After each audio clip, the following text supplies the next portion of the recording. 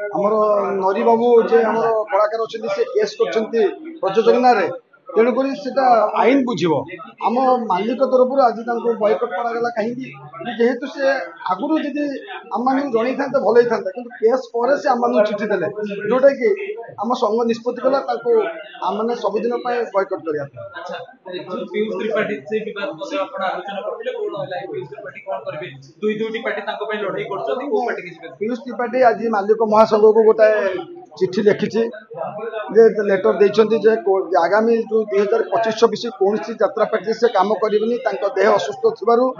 ତାଙ୍କ ବାପା ଆମ ମାଲିକ ସଂଘକୁ ଲେଖିକି ଦେଇଛନ୍ତି ତେଣୁକରି ଆମ ତରଫରୁ ଆଜି ନିଷ୍ପତ୍ତି କରାଗଲା ଆପଣ ଶୁକ୍ରବାର ଆସନ୍ତୁ ବସିବା ଆଲୋଚନା କରିବା ଆଉ ସେଇଦିନ ଆମେ ନିଷ୍ପତ୍ତି ନେବା ପିୟୁଷ ବାବୁଙ୍କ ବିଷୟରେ କ'ଣ କରାଯିବ ଆଉ କ'ଣ ଏବଂ ଯେହେତୁ ଦୁଇଟା ପାର୍ଟି ଟଙ୍କା ଦେଇଛନ୍ତି ସେ ବାବଦରେ କେମିତି ସେମାନେ ଟଙ୍କା ଫେରି ପାଇବେ ଫେରି ସାରିଲା ପରେ ସଂଘ ନିଷ୍ପତ୍ତି କରିବ ବୋଲି ଆପଣମାନଙ୍କୁ କହୁଛି।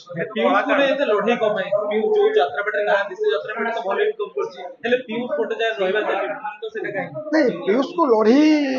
ଆପଣମାନେ ମିଡ଼ିଆ ମାଧ୍ୟମରେ ହେଉଛି କିନ୍ତୁ ମାଲିକମାନଙ୍କ ମାଧ୍ୟମରେ କାହିଁ ଲଢ଼େଇ ହେଉନି ଆଉ ଯେଉଁ ଲଢ଼େଇଟା ଆପଣ ଭାବୁଛନ୍ତି ସେଇଟା